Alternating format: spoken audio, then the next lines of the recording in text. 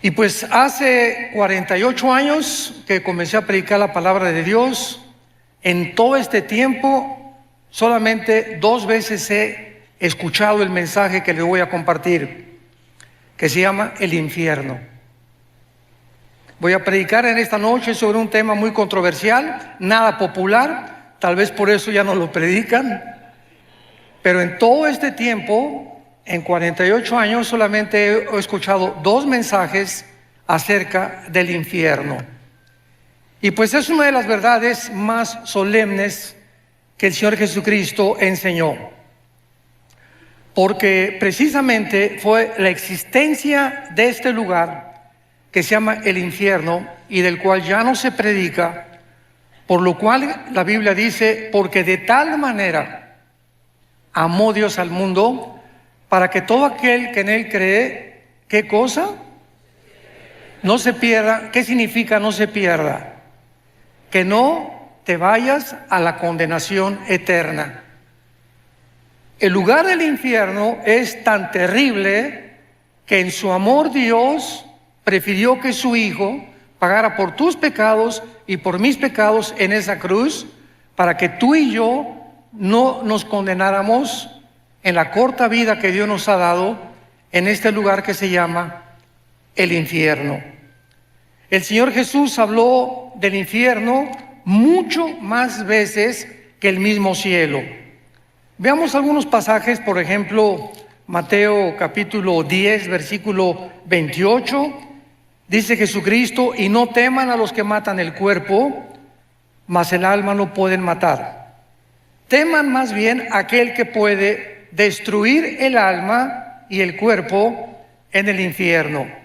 Mateo capítulo 13, 40 y 42. De manera que como se arranca la cizaña y se quema en el fuego, así será el fin de este siglo. Enviará el Hijo del Hombre a sus ángeles y recogerán de su reino a todos los que se sirven de tropiezo y a los que hacen iniquidad, y los echarán en el horno de fuego. Allí será el lloro y el crujir de dientes. Ningún ser humano podría saber qué es lo que existe después de la muerte más que Dios. Tú puedes consultar a brujos, puedes consultar a gurús, puedes consultar a chamanes, a Walter Mercado, a astrólogos, etcétera, etcétera. No hay una sola persona, ni un solo libro en los millones de volúmenes de literatura que existe en las librerías que te puedan decir qué hay después de la muerte. Todos son hipótesis, especulaciones, ¿verdad? Que ideas de los seres humanos, pero ¿quién puede decirnos realmente a dónde te vas a ir tú y a dónde me voy a ir yo cuando tú mueras? ¿Cuántos de nosotros vamos a morir en paz, sabiendo que vamos a atravesar un túnel nada más y que nos va a estar esperando los ángeles y la persona de Jesucristo? ¿Y cuántos de ustedes en esta noche que nos escuchan, cuando tú mueras, vas a abrir los ojos a la otra vida y te vas a llenar de terror y de arrepentimiento tardío, porque ya no habrá ninguna otra oportunidad en toda la eternidad para tu salvación? Dios nos ha dado una sola vez, 60, 70, 80, 85, algunos de una forma milagrosa llegan a los 100, 102, 3 años, para que podamos atravesar como peregrinos y oír la voz que en esta noche el Espíritu Santo te quiere hablar. Veamos nosotros que esta es una de las realidades más terribles de la existencia humana, y es que el Señor Jesucristo enseñó, como lo acabamos de leer, que hay un lugar, existe un lugar donde las almas de los condenados vivirán atormentados por un fuego que casi nunca se va a apagar. Después hablaremos de la duración del infierno.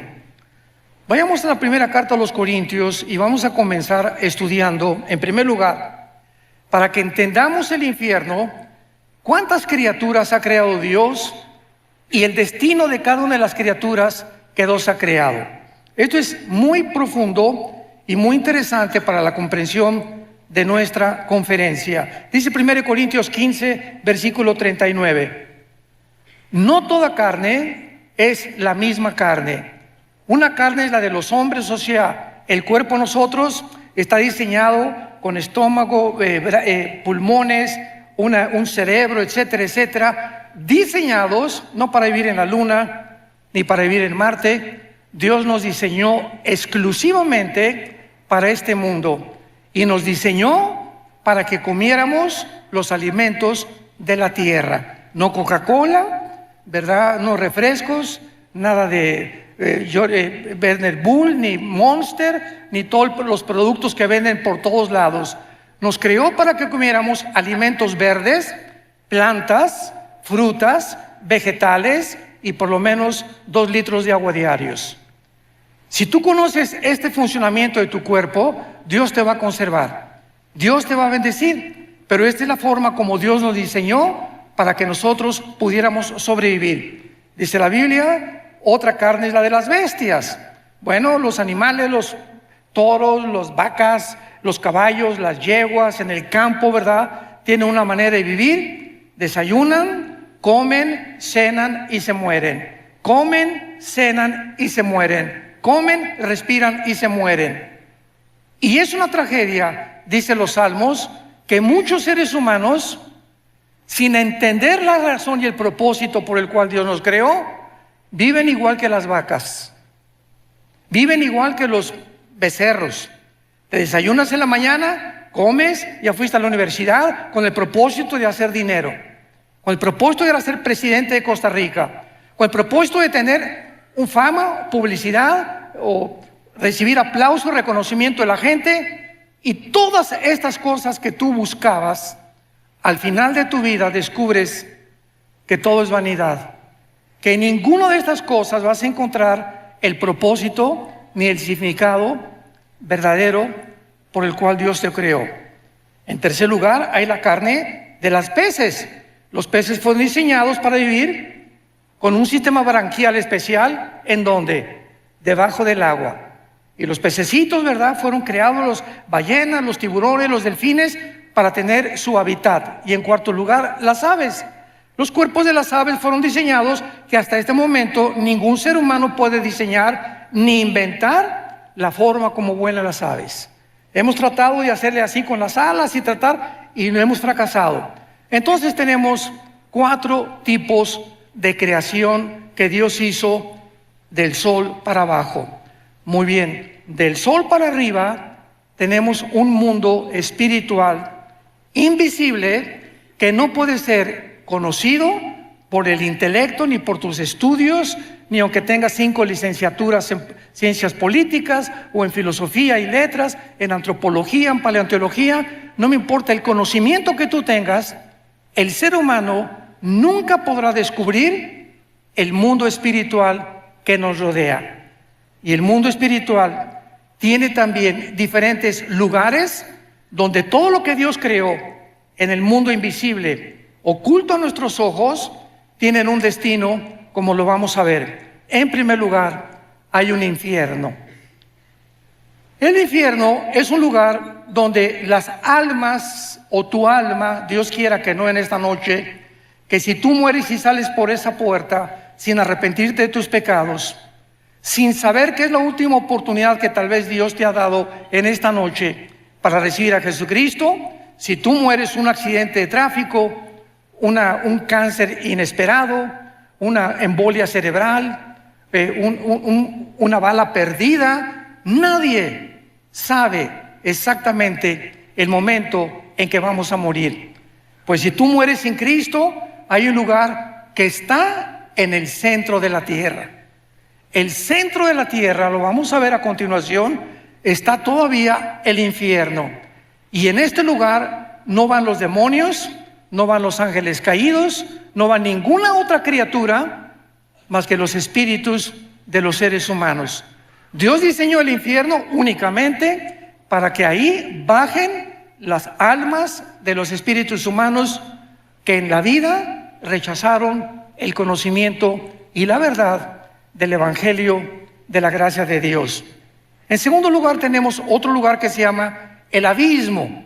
El abismo es el lugar de los demonios. En el abismo hay demonios y existen también ángeles caídos. Por ejemplo, dice en Apocalipsis capítulo 9, versículo 11, que el ángel del abismo es el jefe de los demonios, que se llama el destructor, o que se le llama también, ¿verdad?, Apolión, que significa el que destruye. Entonces, el abismo es para los demonios. Cuando Cristo sacó demonios, ¿se acuerdan ustedes? Le decían a Jesús: por favor, no nos envíes al abismo. ¿Por qué? Porque tenían miedo de ser encarcelados en este lugar. Entonces, en el abismo no hay espíritus humanos. En el infierno no hay demonios. El infierno es para los seres humanos. El abismo es para los demonios y los ángeles caídos. En tercer lugar, la Biblia menciona otra prisión invisible que se llama prisiones eternas de oscuridad. Judas, versículo 6, que en este lugar se encuentra un grupo demasiado malo, maligno, de ángeles caídos. Una vez que los ángeles rechazaron a Dios, hubo otro tiempo en Génesis capítulo 6 que se mezclaron con las mujeres humanas y produjeron gigantes de casi 4 o 5 metros de altura, con 12 dedos en las manos, 12 dedos en los pies, y esta raza de gigantes se llamaron los Nefilim, que significa los caídos, porque se refiere a los ángeles que realmente eran los hijos de Dios que bajaron a mezclarse y a corromper la genética humana para impedir que naciera el Mesías. Cuando Satanás oyó Génesis 3:15, de tu semilla, mujer, vendrá el Mesías, y de la semilla de Satanás vendrá el que hará tropezar al Mesías, Satanás, al escuchar esto, de ahí en adelante planeó cuidadosamente, de una forma, con una sabiduría impresionante, que no naciera el Mesías. Y así vino el primer ataque en Génesis capítulo 6, impidiendo y corrompiendo la genética humana. Más adelante ya sabemos, ¿verdad?, de qué forma continuó con estos ataques. Cuando nació Moisés, por ejemplo, el faraón mandó matar a todos los niños para que no naciera. Dijo Satanás: a lo mejor por ahí viene la línea genética del Mesías. Después, cuando nació Jesucristo, vinieron los reyes del oriente y le dijeron a Herodes: ¿dónde está el rey de los judíos? Mandaron matar a todos los niños menores de 2 años. Y así encontramos en la Biblia el ataque satánico para impedir que naciera el Mesías. Y luego tenemos en cuarto lugar el lago de fuego. El lago de fuego es el lugar donde todos, absolutamente, Satanás, el falso profeta, los ángeles caídos y los seres humanos pasarán la eternidad cuando hayan rechazado completamente el plan de Dios, principalmente los seres humanos. Ahora, muy bien, muchas personas dicen: Dios no puede ser tan malo de mandar a todos al infierno. Una vez una viejita me dijo eso: mire, pastor, yo no creo que Dios sea tan malo de mandar a nadie al infierno. Yo le contesté y le dije: amén, doña Chole, usted tiene toda la razón. Dios nunca manda a nadie al infierno. Ellos se van solitos. Porque de tal manera amó Dios al mundo que nos dio a su Hijo unigénito. Entonces, las personas que se van al infierno no las mandó Dios. Tú lo vas a escoger esta noche. O sea, ¿no te agrada estar en la iglesia? ¿No te agrada estar con los santos? ¿No te agrada purificar tu vida? No hay ningún problema. En el cielo no tendrías cabida. Entonces, nosotros somos los que decidimos, como les dijo en Deuteronomio 11, Dios al pueblo de Israel: he aquí les pongo la bendición y la maldición. Tú escoge. La bendición, si me escuchas, si oyes mis mandamientos, si realmente permaneces en mi palabra, y la maldición y la condenación, si me rechazas. Eso no le dijo Dios a los caballos, ni a los orangutanes, ni a los chimpancés, ni a Chita, ¿verdad? Dios está hablando a seres humanos como tú y como yo, a ángeles que nos creó con una conciencia de la eternidad. Dice Eclesiastés 3:11, Salomón: porque Dios lo hizo todo precioso en su tiempo. sin que el hombre alcance a comprender la obra de Dios del principio hasta el final. Entonces es importante que esta mente que Dios nos ha dado, donde hay inteligencia, conocimiento, percepción de la realidad y la conciencia de un mundo espiritual, que el Espíritu Santo al entrar a nuestra vida nos despierta para que podamos entender que no somos animales, que tú eres un ser responsable moralmente y que tus decisiones que tú hagas van a tener consecuencias para bien o para mal. Una vez llegó una muchacha a pedirnos consejería a mi esposa y a mí y nos dijo: tengo 16 años y voy a ser mamá. Tengo un bebé en mi vientre, ¿qué me aconsejan ustedes? Porque ya le he pedido perdón a Dios y mi esposa y yo le contestamos: mira, Panchita, claro que Dios te ha perdonado, porque la sangre de Cristo nos limpia de todo pecado. Pero hay una cosa que tienes que saber: tú no puedes evitar las consecuencias del pecado. Entonces la cosecha la vas a tener que recoger. Pero ahora que te has pedido perdón a Dios, Él te va a acompañar y te va a fortalecer para que esa criatura que nazca nunca la vayas a abortar, ni lo pienses en tu corazón. Ten esa criatura, porque Dios te va a ayudar y va a hacer de esa criatura algo que va a honrar su nombre y le va a traer gloria algún día también a su nombre. Entonces, esto es importante que sepamos. Dios nos perdona, pero la cosecha de nuestros pecados la tenemos que recoger. La Biblia nos revela los atributos de Dios. ¿Qué quiero decir con esto? Los atributos de Dios son las cualidades esenciales del ser, de la divinidad, y se dividen en dos: los naturales y los morales. Los naturales son omnipotente, omnisciente, todopoderoso. Hay personas que dicen: bueno, es que Dios es el mismo ayer y por lo siempre. Correcto, en sus atributos naturales, pero no en la forma como Él actúa. Por ejemplo, Dios abrió el Mar Rojo, no lo ha vuelto a abrir jamás en la historia. Dios detuvo el sol en los tiempos de Josué, no lo ha vuelto a hacer tampoco. Entonces hay muchas cosas que Dios se ha limitado a hacer en sus atributos naturales. Pero los atributos morales son el amor, la santidad, la justicia y la fidelidad.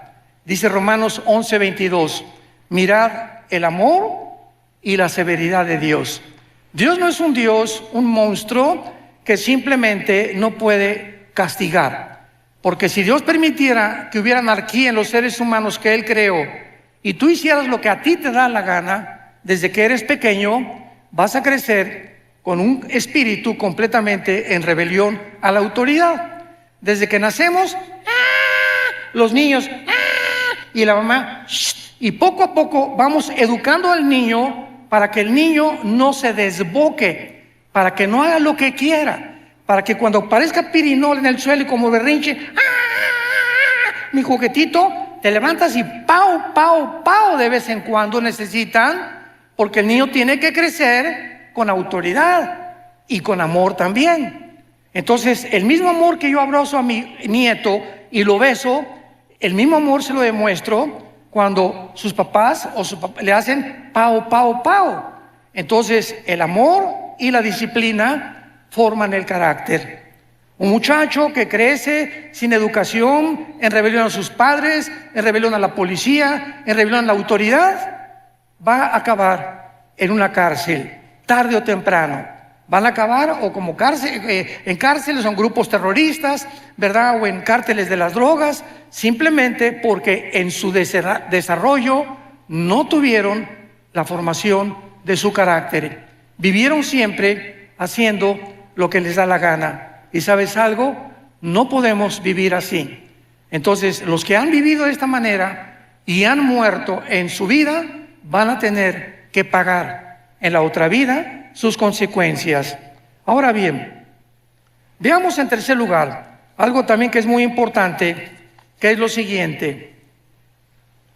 Muchas personas dicen que el infierno se encuentra en esta vida, o que acaba en la tumba, ya se acabó todo. Sin embargo, la única persona que tiene la autoridad para hablarnos acerca de la otra vida se llama Jesucristo. Cuando Él bajó del mundo y nos dijo: yo soy la resurrección de la vida, y Él resucita de los muertos a los 3 días, Cristo es crucificado, es muerto, enterrado y resucitado a los 3 días. ¿Qué mensaje nos está dando Jesús? Ustedes también van a volver a vivir. Sígueme. Yo soy el camino, yo soy la verdad y yo soy la vida. Yo soy el pan que descendió del cielo y he venido al mundo para en esa cruz mostrarte quién es Dios. ¿Quieres saber quién es Dios? Ve la cruz. En la cruz Dios manifiesta quién es Él. En el momento en que Jesús muere con sus espinas y sus clavos en las manos y en los pies, Dios nos está diciendo quién es Él. ¿Quién es Dios? Aquel que paga por ti y por mí en una cruz. Y con ese amor eterno e infinito te demuestra a Dios que vale la pena vivir para Él. Porque si alguien dice: bueno, ¿yo qué culpa tengo que Adán y Eva hayan pecado? Muy bien, dice el libro Romanos, que es la constitución de los cristianos. Tú no tienes ninguna culpa de que Adán y Eva hayan pecado y que hayamos heredado todos genéticamente y espiritualmente el pecado. Muy bien, te lo acepto, dice Dios. Sin embargo, en la cruz yo pagué por esos pecados. Entonces ahora ya no tienes ninguna justificación. ¿Ok? No eres culpable, pero sí eres culpable de rechazar el perdón. Y eso por lo que muchas personas van a ser condenadas. Entonces, tenemos que entender los atributos de Dios. Vayamos a Lucas 16. Ojalá que todos hayan traído su Biblia. Los que no trajeron Biblia, júntense, siéntense con un cristiano.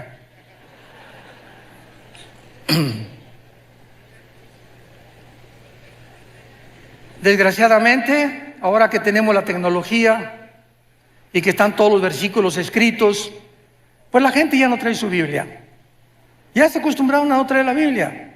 Y es la palabra de Dios. Este libro necesitamos tener el contacto el domingo, tenerlo aquí en mis rodillas.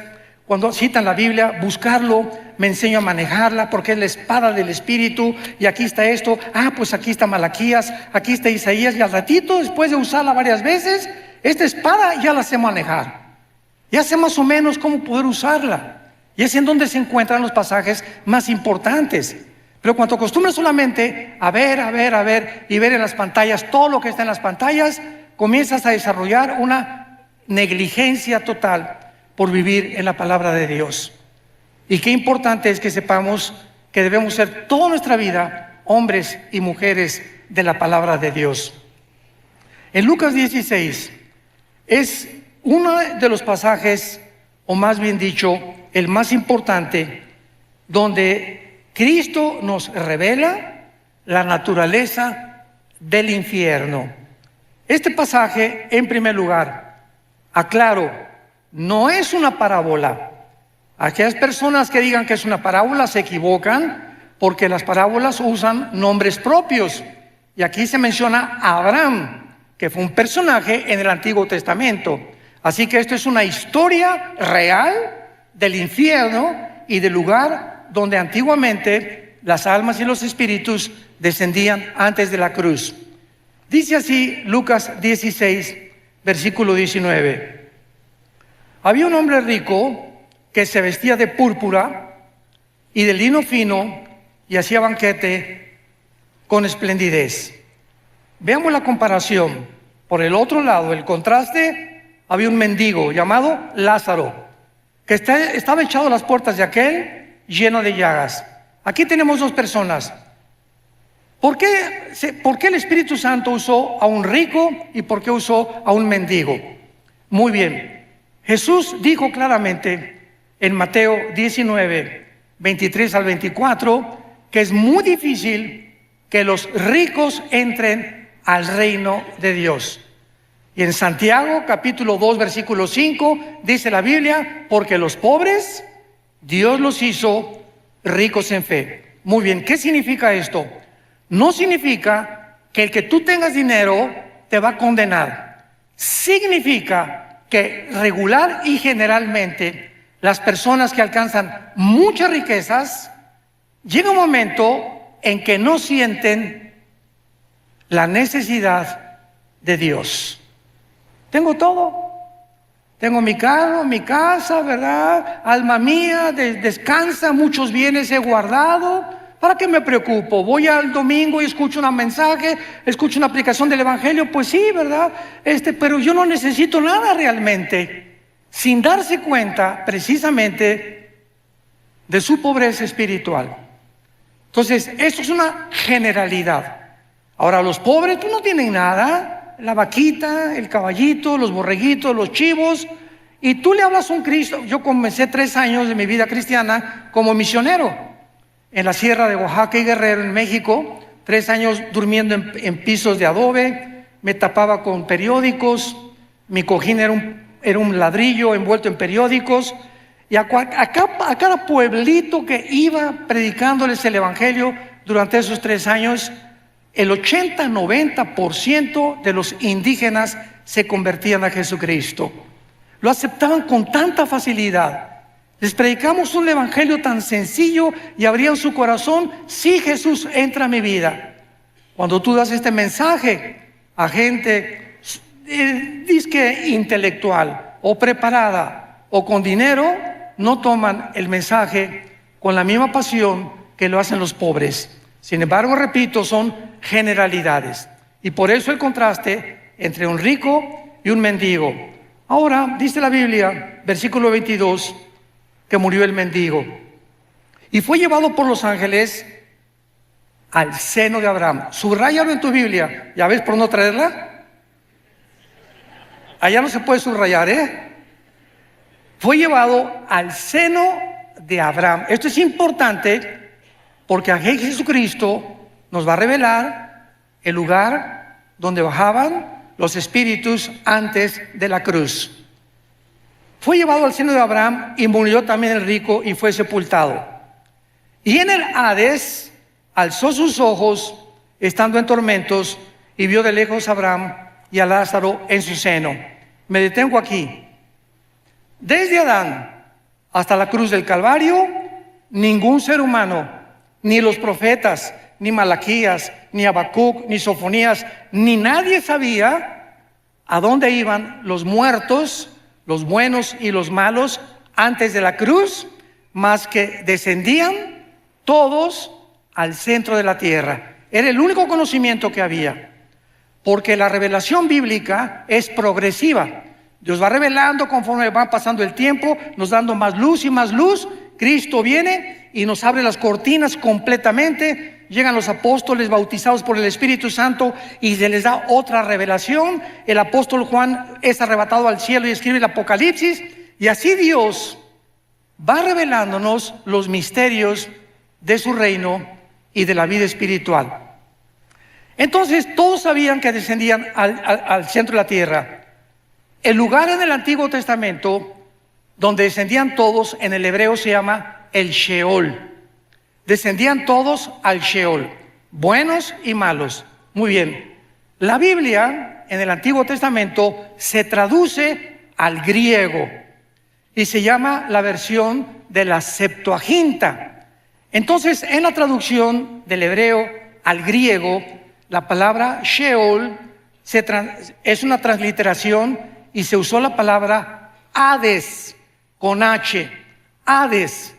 Entonces, viene Jesucristo y nos corre la cortina de lo que había en el centro de la tierra. Y Jesucristo nos enseña claramente, pero me voy a ir en orden. En primer lugar, tendrán vista, versículo 23, en el Hades alzó sus ojos.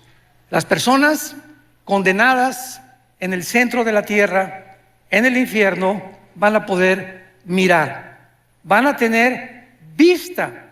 En otras palabras, en la otra vida, los 5 sentidos espirituales que Dios nos ha dado a los cristianos, cuando nacemos de nuevo, no los tiene la gente que no es cristiana. Dice 1 Corintios capítulo 2, del 10 en adelante. El hombre natural, el hombre que no ha sido regenerado por el Espíritu Santo, no entiende la Biblia. Vienen aquí Oscar Jean-Paul Sartre, y viene aquí Richard Hawkins, y viene Bertrand Russell, y viene Friedrich Nietzsche, y vienen los más grandes ateos, y chocan contra la Biblia, porque no es el intelecto ni las facultades de la inteligencia naturales las que nos abren el camino para entender lo que solamente el Espíritu Santo nos puede revelar. Pero el espiritual, dice 1 Corintios 2, entiende todas las cosas porque tenemos la mente de Cristo. ¿Me van siguiendo? Muy bien. Entonces, las personas en el infierno van a ver, se despertaron sus instintos espirituales que no tenían en la vida. Nosotros ya los tenemos desde ahorita. Dice la Biblia, el espiritual juzga todas las cosas. El cristiano tiene un discernimiento, y yo puedo estar con mi esposa en una cena y estar con ciertas familias, y me dice mi esposa: mira, esa persona que se acercó, algo mi parabólica me dice, ¿verdad? No hagas negocio con él, o no tengas mucha amistad con él. Algo me dice en su espíritu, en su mirada, que no es de Dios. Y así comenzamos a agudizar los sentidos espirituales que Dios nos da con el Espíritu Santo en la proporción en la que memorizamos la Biblia. ¿Sí me escuchaste? En la proporción de tu contacto con la Biblia, en la proporción que pases tiempo con la Biblia, y en ese mismo contacto y en ese mismo tiempo desarrollarás tus sentidos espirituales. Ahí en el infierno tendrán vista, pueden ver a Abraham. Número 2, versículo 24. Dando voces, dijo: Padre Abraham, ten misericordia de mí. En el infierno, las ondas del sonido, en ese mundo espiritual, en el centro de la tierra, se podrán transmitir. Ahorita me escuchan porque, ¿verdad?, las ondas del sonido se graban, etcétera, etcétera. El sonido viaja en ondas por todos lados de la atmósfera hacia abajo. Dentro del infierno podrán transmitirse también la voz. Y esto es increíble, ¿verdad? Pero serán voces de lamento, de angustia y de desesperación. En quinto lugar, dice la Biblia: Padre Abraham, ten misericordia de mí. Pregunta: ¿cómo puede una persona en el infierno haber visto a Abraham? ¿Que en ese tiempo había cámaras Polaroid o películas? ¿Cómo podían reconocer que era Moisés o que era Elías? Bueno, porque la Biblia dice que hay una capacidad que se llama intuición espiritual. Cuando vayamos al cielo nosotros vamos a saber: mira, ahí está Adán. Oye, pero si no, ¿cómo sabes que es Adán? Porque en el espíritu yo sé que es Adán. En el espíritu lo sé. Ese es Moisés, ese va a ser Elías. Ahí está mi mamá, ahí está mi papá en la tierra. Nos vamos a reconocer como seres humanos. Mira, ese era mi pastor, esa era la persona que me dio a Cristo. Vamos a mantener la conciencia. Esto es interesantísimo. No vamos a dejar de ser lo que somos, pero vamos a tener otra personalidad, pero con la conciencia que Dios nos creó desde que naciste de tu mamá y de mi papá. Yo voy a seguir siendo Armando, pero con otro nombre. Yo seguiré siendo quien fui, pero con todos los dones y todas las facultades desarrolladas, pero seguiremos manteniendo la conciencia, como lo vamos a ver, de lo que fuimos y muchas veces de lo que seremos. En sexto lugar, tendrán sed. Dile a Abraham que moje la punta de su dedo en mi agua. Dile que moje, que tenga misericordia de mí y que envíe a Lázaro. Este hombre en el infierno creía que Lázaro seguía siendo su sirviente. Dile a Lázaro que por favor me traiga agua. O sea, vean ustedes que esta persona en el infierno no se convierten en buenos. En el infierno mantienen aún más lejos su maldad, como lo vamos a ver más adelante. Dile a Lázaro, el que estaba a la puerta de mi mesa, que me traiga y que me moje la lengua. Los instintos y todo lo que tenemos fisiológicamente y biológicamente en el mundo, lo seguiremos teniendo en la otra vida, pero de diferente manera. como lo vemos en los cuerpos de los ángeles, que los ángeles bajan a este mundo y pueden tomar agua.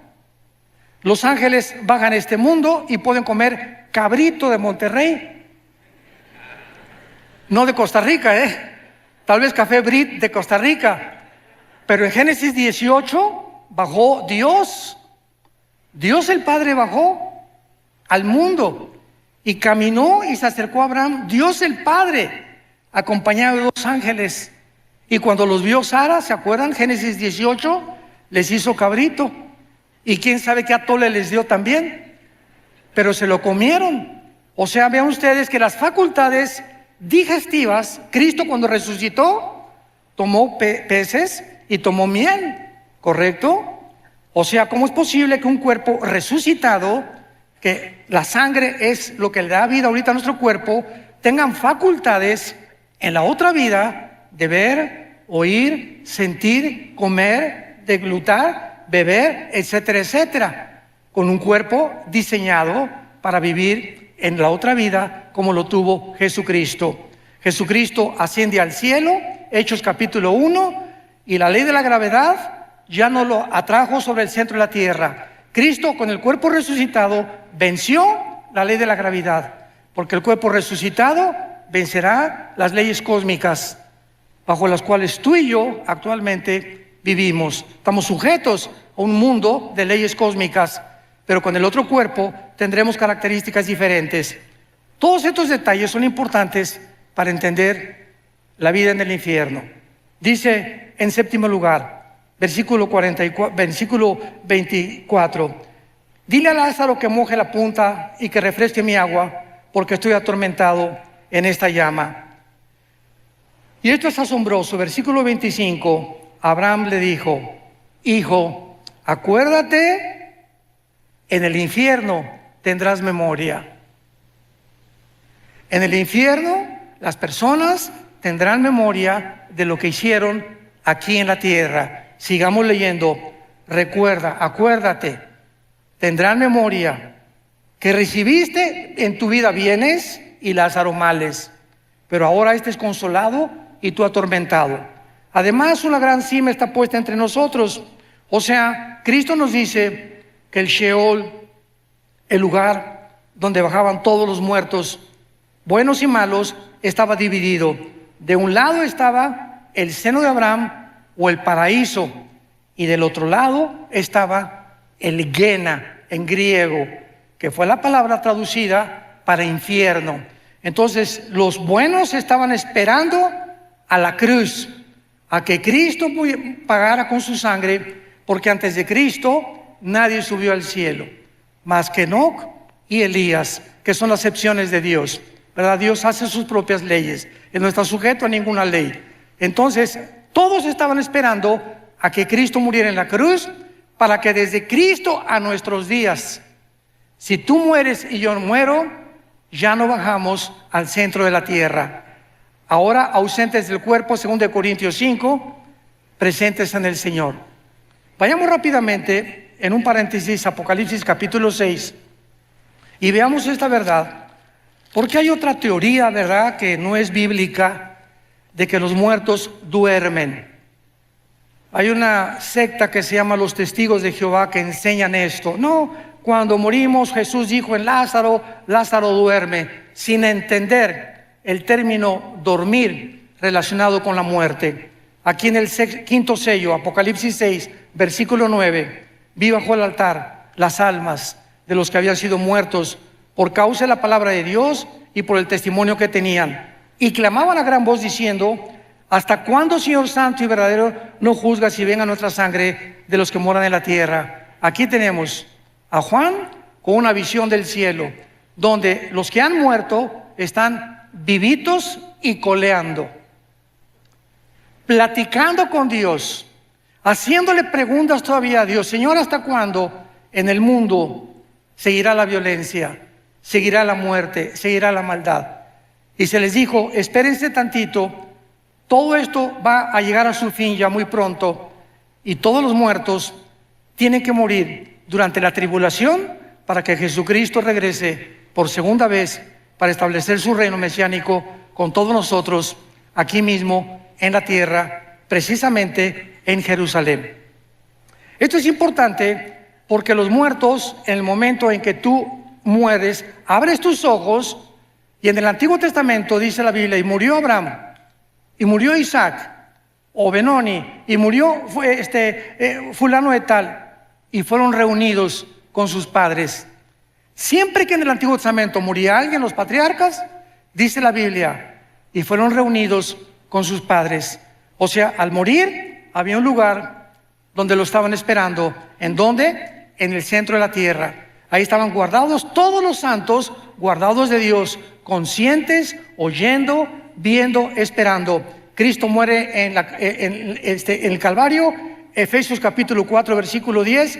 Baja Jesucristo en los 3 días y 3 noches que su cuerpo se quedó en la tierra. Somos espíritu, tenemos alma, vivimos en un cuerpo.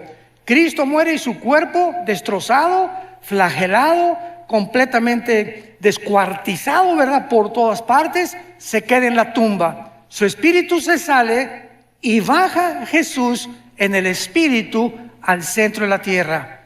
Pregunta, ¿con qué cuerpo? Porque dice 1 Pedro capítulo 3 que bajó a predicarles a los espíritus encarcelados. ¿Con qué cuerpo? Su cuerpo no había resucitado. Resucitó a los 3 días. Entonces vemos nosotros que en el momento de la muerte hay un cuerpo temporal que Dios nos da. Lo acabamos de leer en Apocalipsis 6. Se les dijo que esperaran, ¿hasta cuándo? Hasta la resurrección de los muertos, que tendrá lugar en el arrebatamiento de la iglesia, en el rapto de la iglesia, desde Pentecostés hasta nuestros días. Los que estamos en Cristo, los que formamos parte del cuerpo de Cristo, seremos resucitados. Los santos del Antiguo Testamento, Daniel 12, versículo 1, serán despertados en la segunda venida de Jesucristo. Entonces, en el rapto no se van los santos del Antiguo Testamento, únicamente el rapto es para la dispensación de la iglesia. La dispensación de Israel es completamente diferente a la de nosotros. Esto es importante también, pero regresamos a nuestro pasaje de Lucas y veamos la conclusión, que es realmente lo más profundo de este estudio. Y dice así: Abraham le dijo, acuérdate, versículo 25, que recibiste tus bienes. Lázaro está atormentado. Además hay una sima puesta entre nosotros, de manera que los que quieren pasar para acá a vosotros no pueden ni pasar de allá para acá. Claro que ninguno de los que estaban en el seno de Abraham le hubiera gustado echarse un brinquito, ¿verdad? Para el otro lado. Sin embargo, podían ver desde el otro lado los tormentos en los que estaban muchos espíritus, ahí pasando la eternidad. Versículo 27. Entonces le dijo, te ruego, manda ahí a Escazú a alguien. Ahí está mi papá en Escazú. Ahí está mi padre allá arriba. Porque tengo 5 hermanos para que les testifique, a fin de que no vengan ellos a este lugar. ¿Qué era la petición de esta persona atormentada en el infierno? Estaba consciente que no quería, aun cuando él estaba pagando, que su familia acabara igual que en él. Ve y dígale a mi esposo, dígale a mi esposa, a mis hijos, que por favor crean el evangelio. Pero no le dijo eso, sino que alguien fuera, mándales un ángel, y en la noche que un ángel le jale los piecitos a mi papá. Soy un ángel, arrepiéntete de tus pecados. O un milagro que suceda para que puedan evitar bajar al infierno. Abraham le contestó, a Moisés y a los profetas tienen, óiganlos. Entonces él dijo otra vez, no, padre Abraham, pero si alguno fuere a ellos de entre los muertos, se arrepentirán. O sea, manda a alguien que realmente les cause un milagro para que se arrepientan y no bajen al infierno. Y Abraham le dijo, si no oyen a Moisés y a los profetas, tampoco se persuadirán, aunque alguno se levante de los muertos. Damas y caballeros, en el Antiguo Testamento Dios abrió el Mar Rojo, hizo milagros con Elías, hizo milagros con Moisés, hizo milagros con Eliseo y no se arrepintieron. Cristo hizo el más grande de todos los milagros.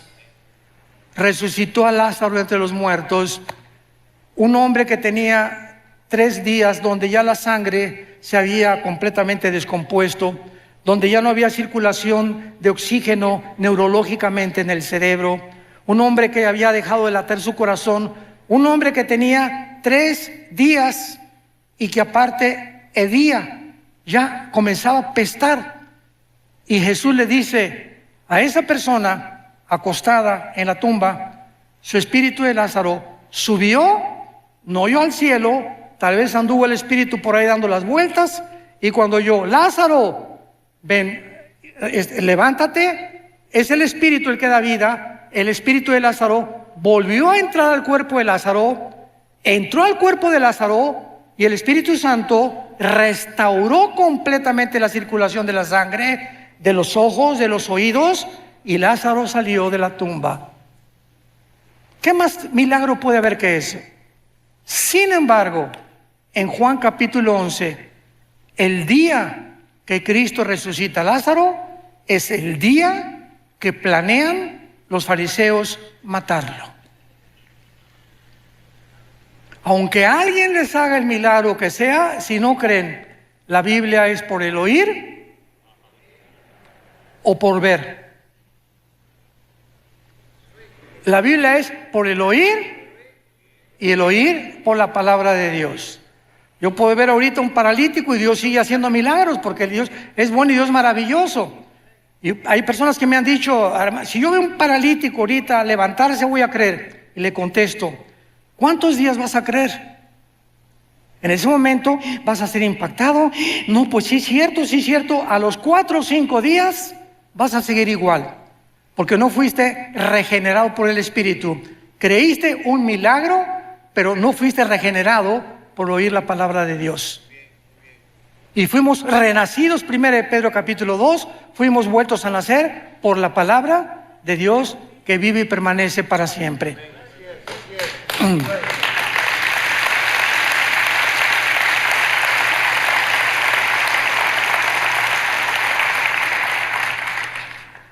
Ningún milagro sobrenatural convencerá a salvar a nadie. La salvación proviene de ver y no por el oír, o por el oír y no por ver. Un milagro puede asombrar, repito, causar sorpresa, admiración por algunos momentos, pero no cambia el corazón humano. El único que cambia el corazón humano es la palabra de Dios. Si alguien pudo haber sido salvado o creído por milagros, fueron los judíos cuando salieron de Egipto, o los fariseos en la resurrección. Sin embargo, ni así creyeron a Dios. Ahora, ¿dónde se encuentra actualmente el infierno? En el mismo lugar. Si tú mueres esta noche sin la persona de Jesucristo en tu vida, sin haberte arrepentido de tus pecados, ahorita en la noche cierras tus ojos, el doctor dictamina, ya se fue Pancho, ya se fue Carlito, ya se fue doña fulana de tal, doña Choli ya se murió. Tu espíritu baja inmediatamente al centro de la tierra. Y ahí en el centro de la tierra, hoy, en el mes, estamos en marzo todavía, ¿verdad? En febrero. Baja al centro de la tierra y después que pase los 2000 años o el tiempo de la gracia y venga la tribulación, cuando Jesucristo regrese, van a pasar 1000 años. Y al finalizar los 1000 años, los que están en el centro de la tierra van a resucitar. Apocalipsis 20 del 11 al 15, el juicio del gran trono blanco. Van a resucitar todos los que están en el infierno, los libros se van a abrir y Dios te va a decir, Carlitos, ven para acá, doña Panchita, venga para acá, doña Chole, venga para acá. Voy a demostrarle a todos los ángeles y a toda la creación que yo no te quiero enviar al infierno. Tú has decidido y yo no puedo violar tu voluntad, porque el libre albedrío es la característica más grande que Dios nos ha dado. Somos seres morales, responsables de nuestras decisiones. Si Dios forzara a alguien a irse al cielo, como dice otro movimiento también dentro del cristianismo, que Dios a uno los preparó para el cielo y otros para el infierno, y se nos roba la libertad de escoger, es una barbaridad. Porque en el infierno no va a haber un letrero que diga, pues aquí estamos todos los que no fuimos escogidos por Dios, por el amor de Dios. Eso no puede ser. En el infierno están todos aquellos que se les dio una oportunidad en esta vida y no la aprovecharon. Y esta oportunidad Dios te la da en esta noche a tu corazón. Tú me puedes decir, oiga, pues fíjese que yo vengo a esta iglesia hace 5 años. Las iglesias están llenas de personas no salvadas, llenas de personas que nunca se han arrepentido. Y el arrepentimiento ya no se predica tampoco. Ya no se predica el infierno, ya no se predica el pecado. Y las iglesias solamente quieren entretenimiento, ¿verdad? Y ya estamos en un tiempo de despertar. Mañana vamos a hablar claramente de las causas de la crisis del mundo por lo cual se encuentra, el mundo como se encuentra. Pero las iglesias están llenas de personas no arrepentidas, que son religiosas, pero no tienen la Biblia, no aman la palabra, no la memorizan día y noche, nunca le han hablado a nadie de Cristo. ¿Cuántos años tienes de ser cristiano? 5 años, hermano, 10 años. En todos estos tiempos, ¿a cuántas personas has ganado para Jesús? ¿A cuántas personas les has hablado de Jesús? En tu bufete jurídico, en tu consultorio médico, en tu taller de carpintería. Ustedes jóvenes, en su universidad, en la escuela, ¿le hablas de Cristo a tus amigos? Muchachas, ¿le hablas de Cristo a tu amiga que se está acostando con su novio y sabes que la fornicación es pecado delante de Dios? ¿Ya te has acercado y le has dicho, Lupita, por el amor de Dios, eso es pecado delante de Dios, arrepiéntete? Tú no puedes vivir acostándote y teniendo relaciones sexuales con tu novio. Eso no es sagrado delante de Dios. Y mucho más si te llamas cristiana. Y mucho más si te llamas cristiano, no besuqueas ni manoseas a tu novia tampoco. Las respetas, porque no puedes amar y ensuciar lo que amas. Este es el verdadero cristianismo. Y si no lo vivimos de esta manera, has vivido un cristianismo falso, que se llama la religiosidad, pero no el haber sido regenerados por el Espíritu de Dios. Ven a Jesús en esta noche. Arrepiéntete realmente de la vida en la que llevas. Inclina tu cabeza y dile estas palabras. Señor mío y Dios mío, te pido perdón por mi vida. Creo que en esa cruz Jesús ha pagado por todas mis maldades, por todos mis pecados que hasta este momento he cometido. Ya no quiero seguir viviendo en el pecado,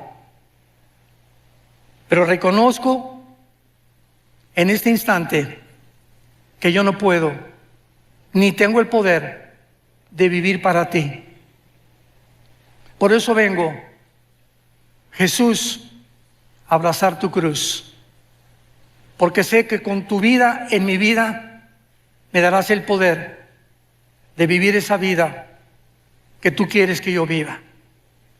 Creo que es tu sangre preciosa la que pagó por mis pecados y creo que tú fuiste crucificado, muerto, enterrado y resucitado a los 3 días.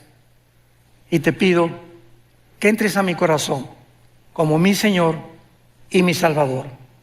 Gracias, Señor, por tan grande salvación y la corta vida que me queda en este mundo. Ahora la quiero vivir para ti y contarle al mundo, comenzando con mi familia, la historia de amor más grande jamás contada.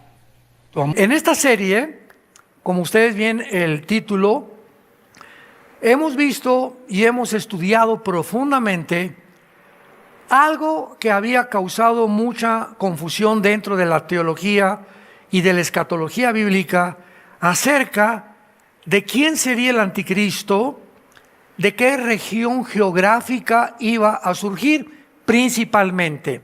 Muy bien. Durante mucho tiempo se pensó que el anticristo iba a surgir de Roma o del antiguo imperio romano. Y esto sigue siendo verdad. Vayamos al libro de Daniel capítulo 9 para explicar el por qué. Durante mucho tiempo se asumió que el anticristo tenía que ser romano. Dice en Daniel capítulo 9, versículo 26 y 27. Y después de las 62 semanas se quitará la vida al Mesías, mas no por sí, y el pueblo de un príncipe que ha de venir. Repito, y el pueblo de un príncipe que ha de venir destruirá la ciudad. ¿Cuál ciudad? Es Jerusalén. Y el santuario, o sea, el templo judío. Y su fin será con inundación, o sea, con una guerra. Hasta el fin de la guerra durarán las devastaciones. Entonces, aquí, de acuerdo a este versículo, ¿quién es el pueblo que destruyó en el año 70 a Roma? A Jerusalén. Pues fueron los soldados romanos de la 10ª legión, dirigidos por el general Tito, que fue el que condujo la invasión a Jerusalén en el año 70 después de Jesucristo. Entonces se asumió que el pueblo que iba a destruir Jerusalén era romano. Entonces este príncipe que está mencionando este pasaje también se asumió que tenía que ser europeo. Sin embargo, hemos visto ya en los últimos meses, en los últimos años, tal vez desde hace 10 años, no más, estudiando profundamente las Escrituras, que la Biblia es de revelación progresiva. O sea, Dios no nos revela un cuadro perfecto. Dios nos da como un rompecabezas, una pieza aquí, otra pieza aquí, otra pieza aquí, otra pieza aquí. Pero Dios no nos deja completar el rompecabezas hasta que llegue el tiempo de que se cumplan esas profecías. ¿Me van siguiendo? Muy bien. Entonces, en este último siglo XXI en el que estamos viviendo, se han precipitado los acontecimientos con una velocidad tan vertiginosa, como lo saben, casi guerra nuclear, Ucrania contra Rusia. Hace 2 días se prepara la OTAN para ir a la guerra contra Rusia y seguir defendiendo a Ucrania. El presidente Donald Trump hace un pacto con Salmán, en Riyadh, Arabia Saudita, de billones de dólares con Qatar. Entra al pacto Al-Jolani, el líder exguerrillero y exterrorista de Siria, y toda la gente diciendo, ¿verdad? ¿Cómo es posible que el presidente haga estas cosas? ¿Cómo es posible en Europa? O sea, siempre tenemos la tendencia a juzgar antes de ver los resultados, porque es la tendencia humana. Entonces, hasta que no sepamos qué es lo que está de por medio precisamente, nos atrevemos a juzgar las cosas. Me han bombardeado a mí con muchas preguntas al respecto. Y me han dicho, oye, pero ¿cómo ya sabemos que Trump traicionó a Israel? Y les digo, miren, vamos a entender la situación de lo que está pasando en el mundo. Número 1, Estados Unidos, antes de que el presidente entrara últimamente como el nuevo administrador de esta nación, tenía una deuda de 35 trillones de dólares. Estados Unidos, muy bien. En el momento en que un país está tan endeudado como Estados Unidos, siendo el país que desde la Segunda Guerra Mundial ha tenido la supremacía política, económica y religiosa en el mundo entero, pues es lógico que todas las demás naciones que se levantaron en el siglo XXI, China y Rusia, tengan envidia.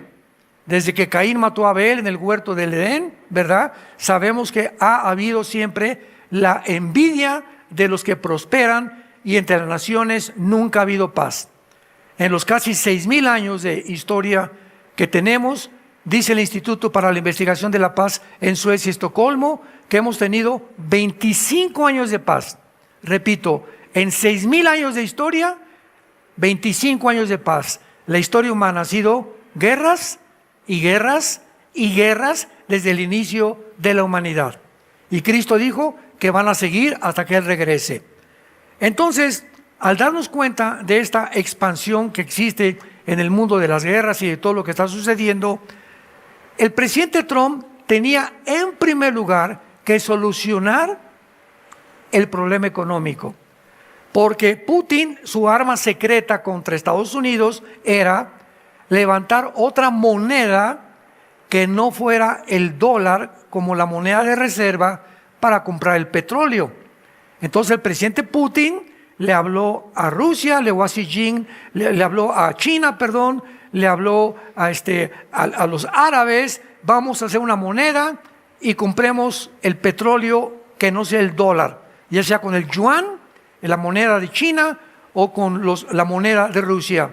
Y esto se gestó hasta hace unos 2 o 3 meses más o menos con el famoso BRICS.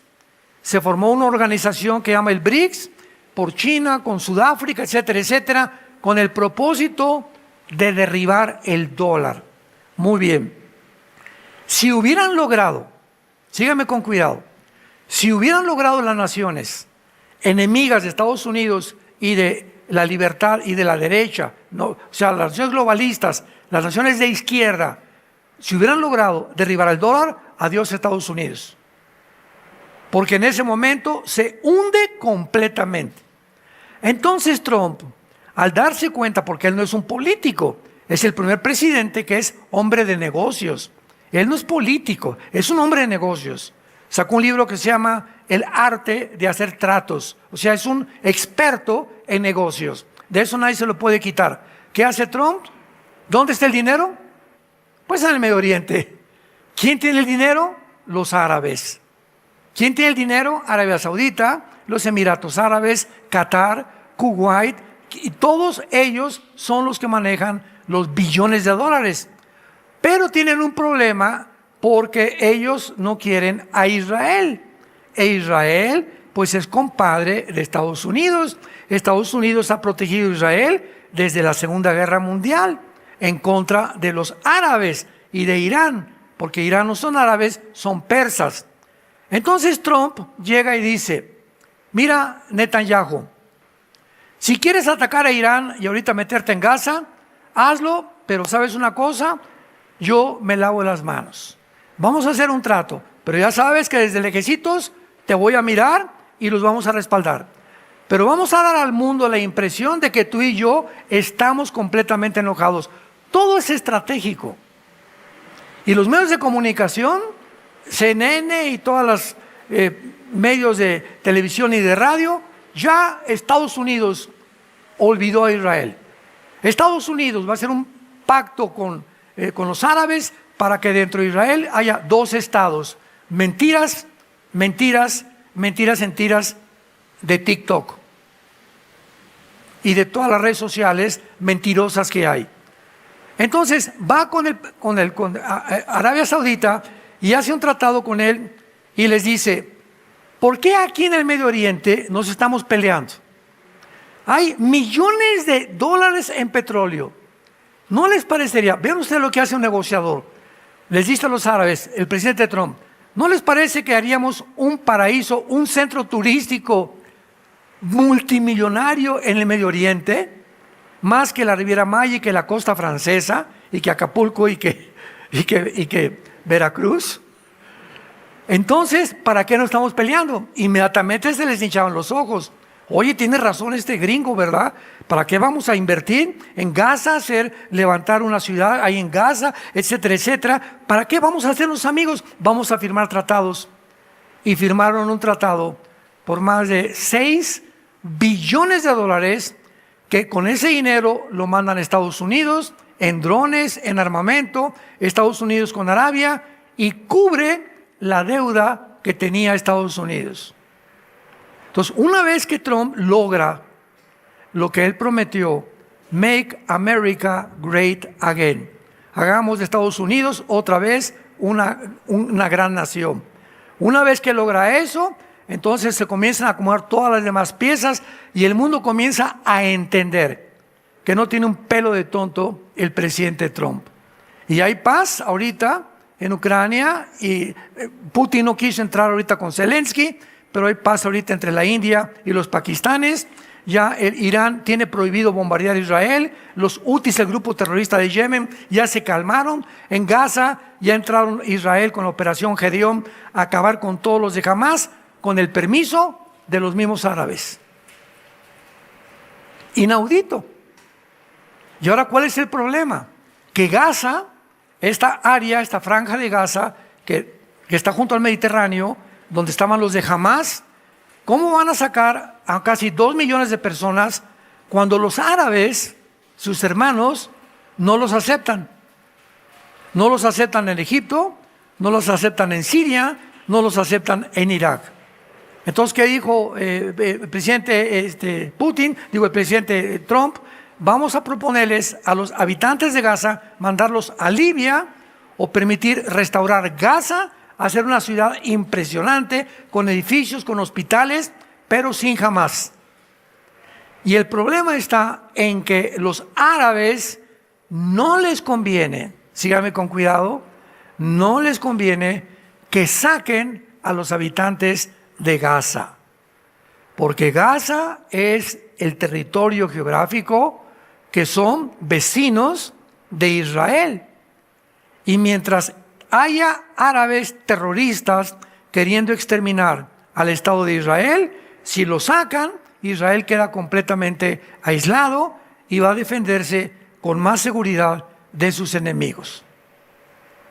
Entonces, esta es la razón por la cual las naciones árabes no aceptan a los habitantes de Gaza, precisamente porque no les conviene, porque es un punto estratégico, militar, geográfico, estar junto a la nación de Israel.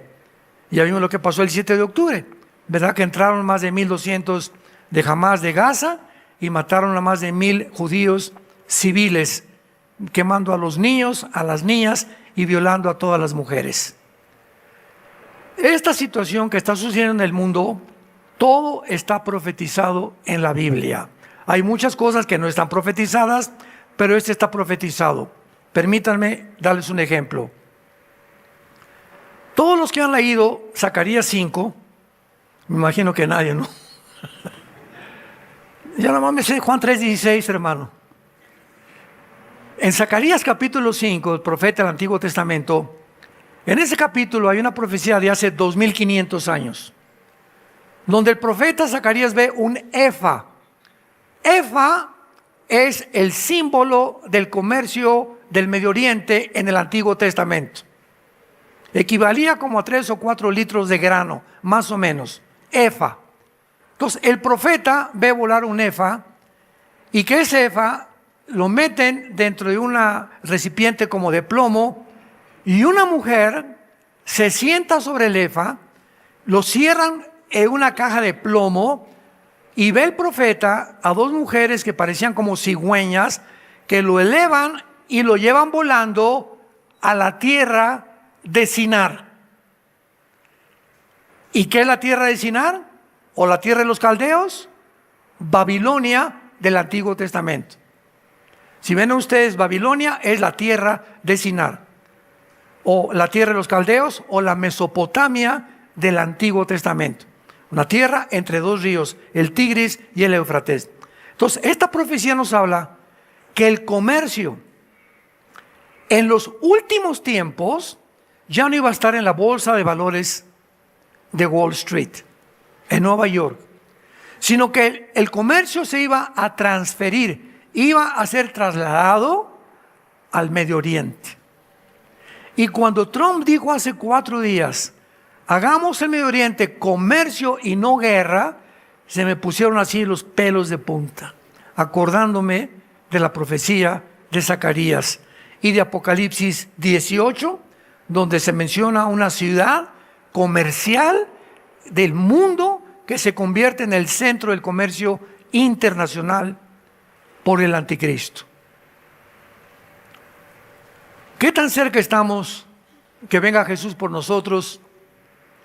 Yo no sé si hoy mismo o mañana. Pero todos estos eventos conmocionan completamente al mundo que conoce la Biblia, a los cristianos que conocemos la Biblia y a los que estamos esperando a Jesús. Pero lo que está pasando en el mundo ahorita, todo es cada día algo nuevo, cada semana algo nuevo.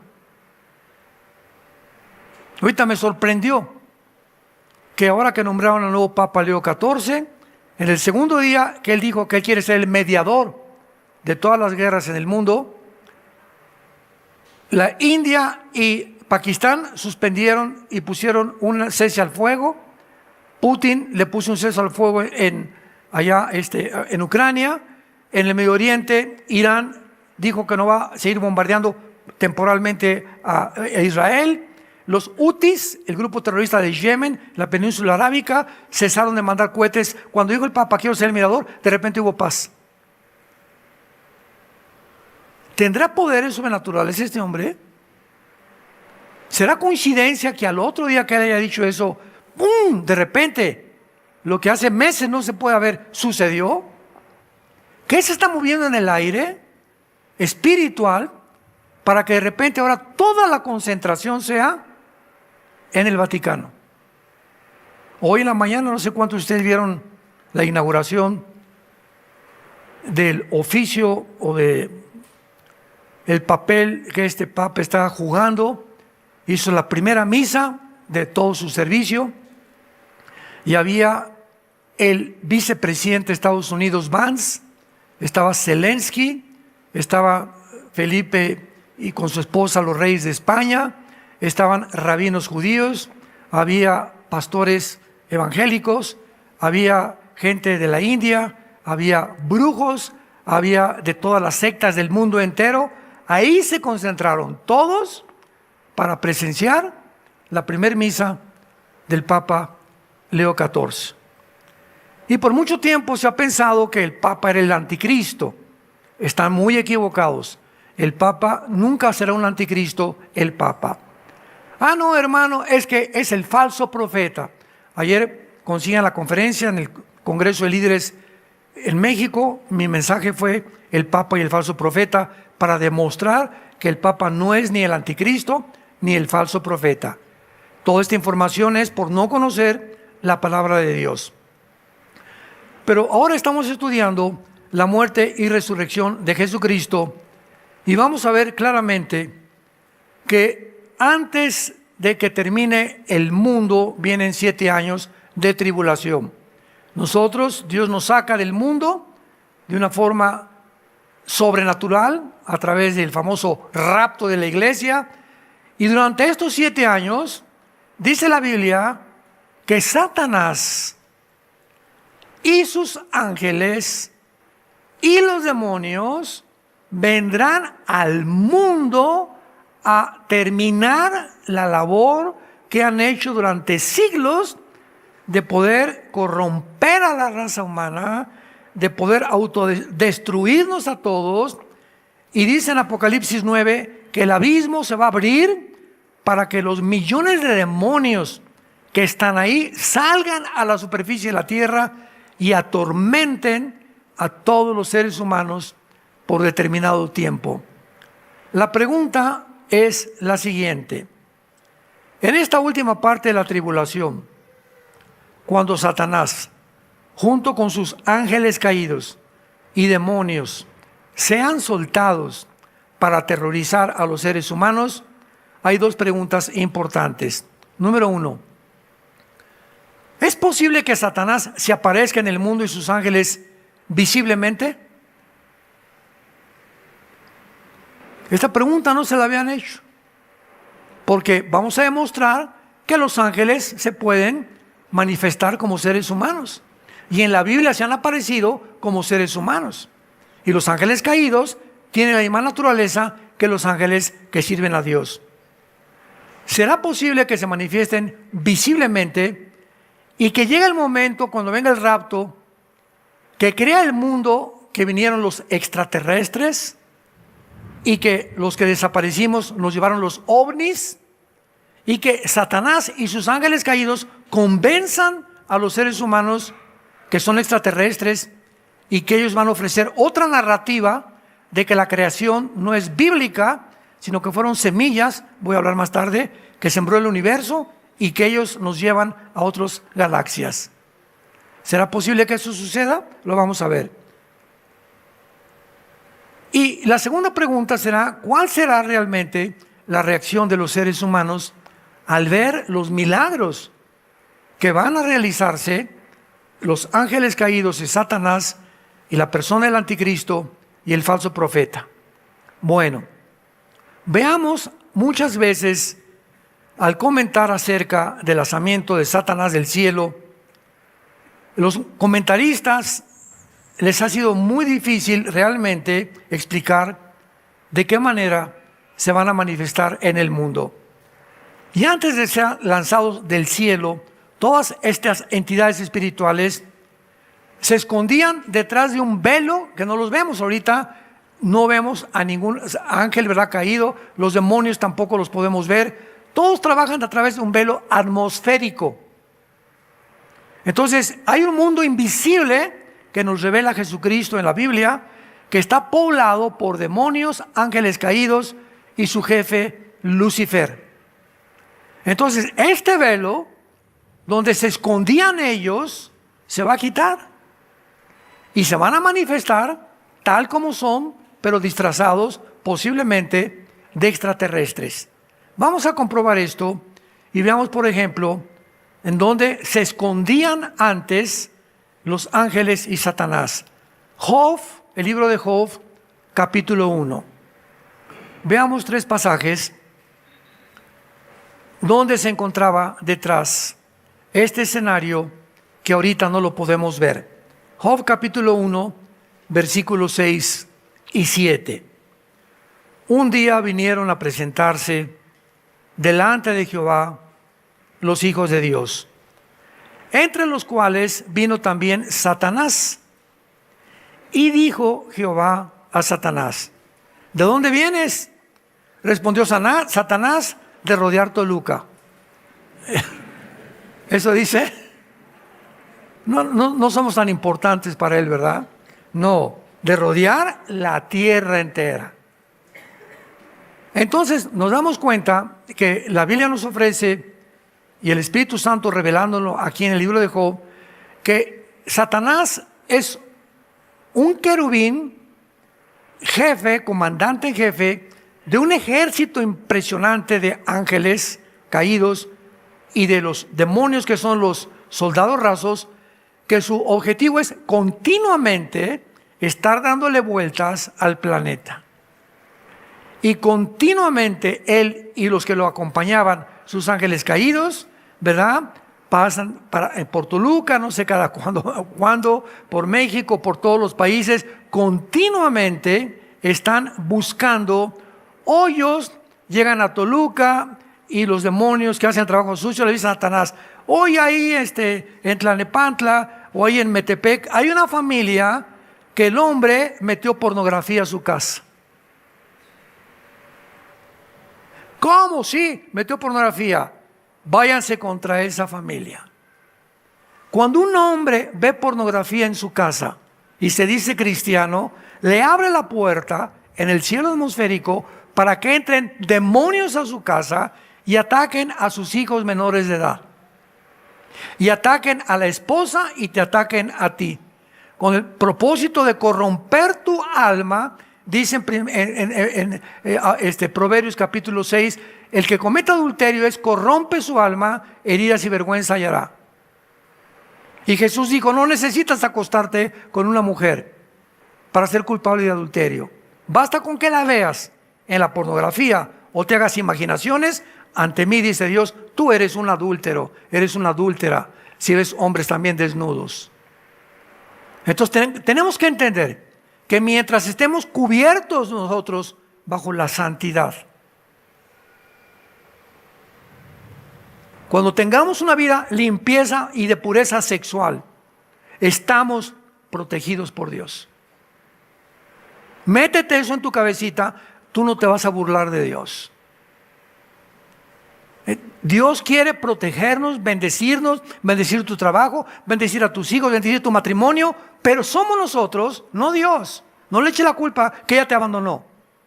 Nosotros somos los que lo abandonamos cuando jugamos con el pecado, creyendo que vamos a obtener un beneficio, un placer cuando es todo lo contrario.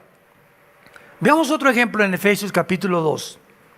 Efesios en el Nuevo Testamento, capítulo 2. Versículos 1 y 2. Estos pasajes nos revelan cómo opera el diablo. Y Él les dio vida a ustedes cuando estábamos muertos en vuestros pecados y delitos, en los cuales anduvimos en otro tiempo. Se supone que ya en este tiempo ya no andamos así. En otro tiempo viviendo. En otro tiempo seguíamos la corriente del mundo, conforme al príncipe de la potestad del aire, el espíritu que opera en los hijos de desobediencia. Aquí a Satanás se le llama el príncipe de la potestad del aire. En Job, ¿de dónde vienes? De rodear la tierra. El territorio de operaciones de los demonios y de los ángeles y de Satanás es de la atmósfera para abajo, porque la palabra aire, apúntalo, en el griego es A de Armando, E de Enrique, R de Raúl. Veo que casi nadie apunta. Qué tristeza. Ahí en tu vida, pues no trajiste la Biblia, pues ¿cómo vas a apuntar? Bueno, la palabra air significa atmósfera.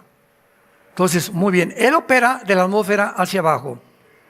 Antes, dice la Biblia, cuando no éramos cristianos, seguíamos la corriente de mi compadre. Oye, compadre, vamos a la hacienda emborracharnos. Voy contigo, compadre. Oye, que hay unas muchachonas por ahí que están esperando. Me voy contigo también. Oye, que esto y que el otro, te propongo un negocio que vamos a transar y el que no transa no avanza. Le entro yo también. Seguimos una corriente donde el mundo va de arriba hacia abajo. O sea, no saben que van y no se dan cuenta cuando se van a estrellar. Y si te mueres antes de que tú tengas a Cristo en tu vida, te condenas eternamente. Y era el camino que seguíamos. Y viene Cristo, que hace antes de que nos estrelláramos, viene y nos rescata, y ahora vamos en contra de la corriente del mundo. Ahora vamos hacia arriba y no hacia abajo. Tenemos la vida eterna y una promesa de una vida mejor, de bendiciones más grandes para mi matrimonio, para mi familia, para mi trabajo. Vamos para arriba. Pero hay cristianos que en lugar de ir arriba y habiendo sido sacados por Dios, se regresan otra vez a la corriente de donde Dios te sacó. ¡Qué locura! Creyendo que el mundo te da más que lo que te da Dios. ¡Qué locura! Ahora vean cómo trabaja Satanás.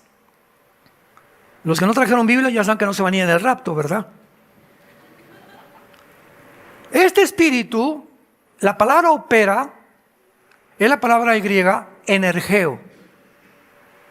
Energeo. Ya viene la palabra energía. Muy bien. Satanás maneja y manipula la energía. Hay energía en las plantas, en todo el universo, todo es energía. Hay diferentes formas de energía por todos lados. Muy bien. Nosotros como seres humanos tenemos un cerebro, y en el griego es nous, o sea, la mente. Y la energía principal del ser humano se maneja aquí en mi cabeza. Lo que yo pienso es energía. Ahora, ¿esta energía es negativa o esta energía es positiva? Toda la energía negativa que yo pueda tener afecta mi corazón, mi hígado, mis pulmones, mi estómago, mi sistema gastrointestinal, mis piernas, mi circulación, mi sangre, mi piel. Toda esa energía, sin que nos demos cuenta, se descubrió hasta 1960 del siglo pasado. Y le llamaron enfermedades psicosomáticas. Psicomente, soma cuerpo. O sea, descubrieron los médicos que la forma como tú piensas te produce o deterioro de tu salud o te produce salud. Y se comprobó con el estrés. Una persona que está bajo el estrés continuamente va a tener un pulso muy alto, va a tener pulsaciones del corazón muy elevadas, va a tener una circulación completamente desastrosa, hay personas, por ejemplo, las personas amargadas, no todas, el 80% tienen artritis. Descubrieron que la artritis era de gente amargada. Todas esas preocupaciones impiden tu salud. Y ahora están vendiendo millones de pastillas tranquilizantes. Millones. Nunca el mundo había consumido tantos anestésicos tranquilizantes, Prozac y Valium y cochinadas, ¿verdad? ¿Por qué? Porque vas con el doctor y te dice, yo no te puedo cambiar, te voy a dar un chocho para que cuando te pongas así medio locochón, te lo tomes y te calmes. Y hasta ahí llega la cosa. Entonces te drogan más porque opera al contrario. Son químicos que entran al tema nervioso y cuando te falte va a estar peor de lo que estabas antes. Pero es el mundo. Opera en la energía de los seres humanos. Y el propósito, por favor, abran los ojos. Son palabras fieles y verdaderas. El propósito de ellos es volverte loco. Volverte loca. Hacerte creer que con una mujer puedes ser más feliz que con la que estás casado. Hacerte creer que el alcohol te puede por un tiempo hacerte olvidar la muerte o que se fue chencha y no me avisó, etcétera, etcétera, pues me emborracho. Hacerte creer que el dinero lo es todo en la vida. Hacerte creer que puedes vivir sin Dios y te hace creer que tú eres Dios. Ese es el fracaso y la caída del ateísmo. Una persona que dice atea es una persona que está contradiciéndose filosóficamente y moralmente y espiritualmente va a acabar muy mal. Porque no somos dioses.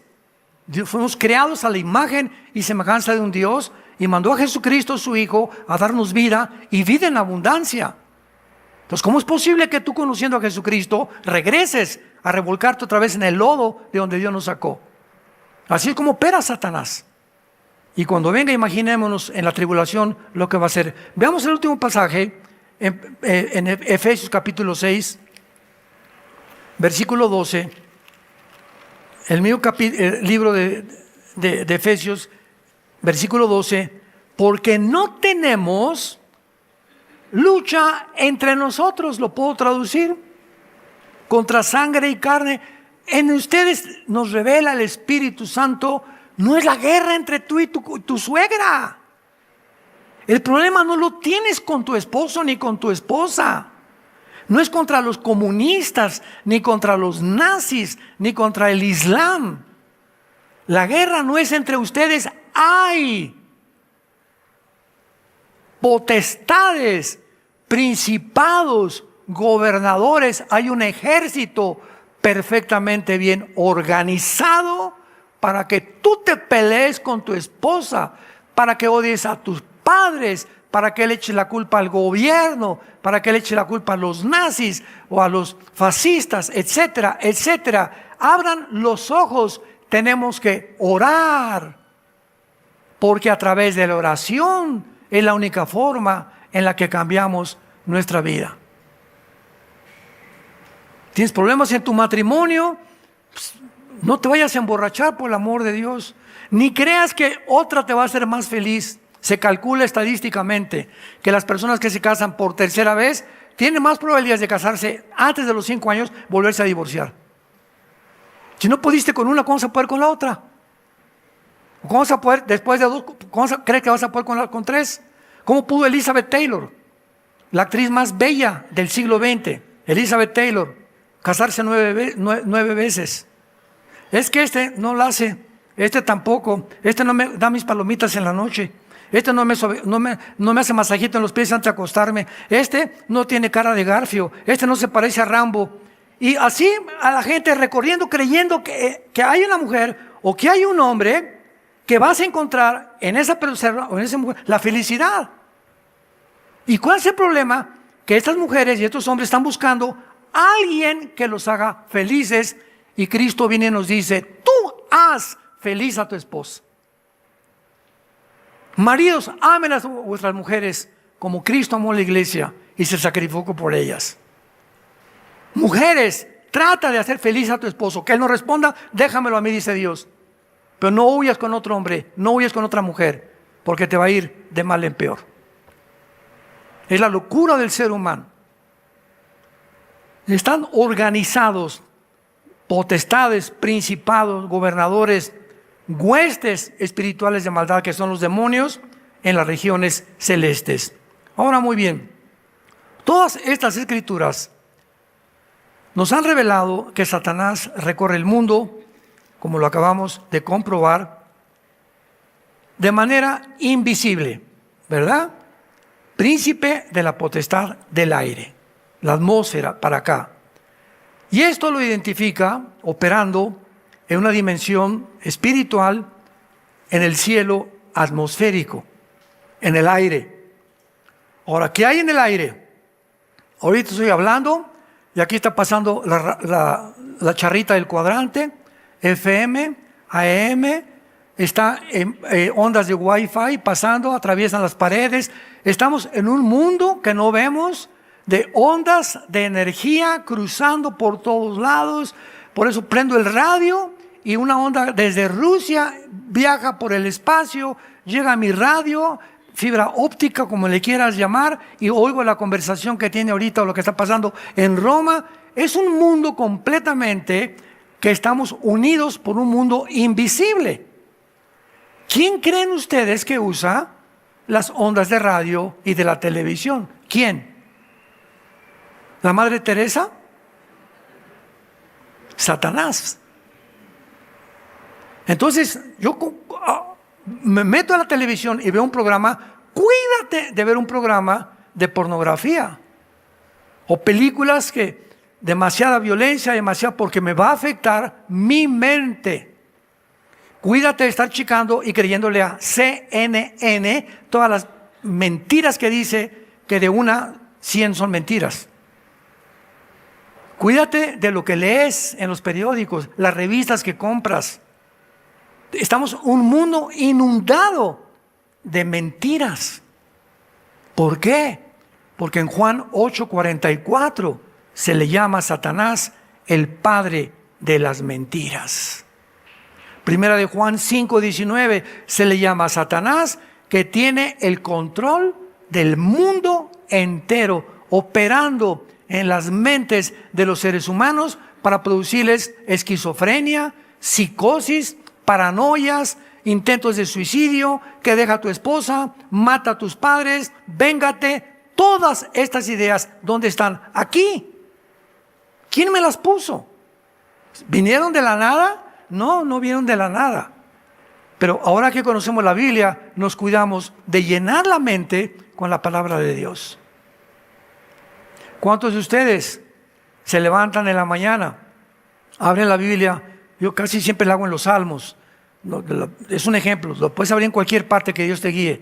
Me encantan los Salmos, me identifico: esperanza mía, castillo mío, mi Dios, encontraré el que habita al abrigo del Altísimo, morado bajo la sombra del Omnipotente. Comienzo a memorizar unos salmos y la vida de Cristo entra a mi vida, porque la palabra escrito es el verbo hecho carne, y mis palabras, dijo Jesús, son espíritu y son vida. Entonces, cuando leo la Biblia, no estoy leyendo a Shakespeare, ni a Octavio Paz, ni a ningún otro escritor famoso. Eso me da conocimiento intelectual, pero al poner mi atención en la Biblia, sale, sin que nos demos cuenta, en el mundo invisible sale algo que entra a mi espíritu, que nadie me puede dar más que la Biblia. Y al entrar a mi espíritu, hay una semilla, cuando recibí a Cristo, que comienza a romperse mientras más Biblia leo y la memorizo, y comienza a romperse y a crecer como una plantita, y comienzo a dar fruto. Desde que tú te convertiste, ¿cuál es tu fruto? Pregúntate. Desde que tú te convertiste, ¿a cuántas personas les has hablado de Jesús? Hermano, tengo 5 años que soy cristiano y déjame ver. A nadie. Por eso eres una persona religiosa, no eres cristiano, no te engañes. Fuimos llamados para hablar de Jesús. Para decirle a la gente: oye, compadre, fíjate que alguien cambió mi vida, se llama Jesús. No te puedo decir más, pero descubrí que Él vive, que Él resucitó de los muertos. Y le pedí que entrara a mi vida y está en mi vida y voy a comenzar a seguirlo. Ese es suficiente testimonio para que le des a tu familia y a tus amistades. Esto lo identifica, vuelvo a repetir, operando en un cielo atmosférico.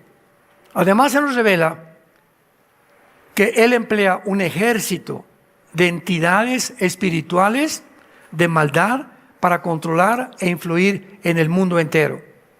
La gente cree muchas veces, choqué porque fueron circunstancias de la vida, me pasó esto por un accidente, y sin embargo no estamos luchando con accidentes de la vida o al azar. Todo, ¿verdad?, son enemigos invisibles cuya existencia es más real que la nuestra. ¿Por qué digo esto? Porque ellos existían antes que nosotros. El mundo espiritual fue creado por Dios antes que nosotros. Sin embargo, cuando Satanás entre a la dimensión física, ya no se va a ocultar detrás de una dimensión invisible, ni tampoco detrás de cortinas. Cuando esto ocurra, otro problema para Satanás y sus ángeles caídos será que saben que el tiempo es corto. Apocalipsis 12:12. Y sabiendo Satanás que el tiempo es corto, se lanzó contra el mundo para poder terminar su tarea sucia que ha iniciado en la guerra eterna, cósmica, desde hace más de 6,000 años. Veamos rápidamente, para demostrar que los ángeles, bueno, para no irme más tan profundamente, Génesis 18. Génesis 18. Para que ustedes vean lo que los ángeles son capaces de hacer, tanto los buenos como los malos. En Génesis 18 está Abraham, ahí en Metepec, debajo de un árbol, tranquilo, con su esposa, como tiendas de campaña que tenían antes, y de repente en Génesis 18 se aparece Dios. Se aparece el Padre, Dios, en forma humana, con 2 ángeles. Y cuando Abraham los ve, intuitivamente o espiritualmente se da cuenta que eran seres de otro mundo. Y les dice, por favor, pasen a mi casa.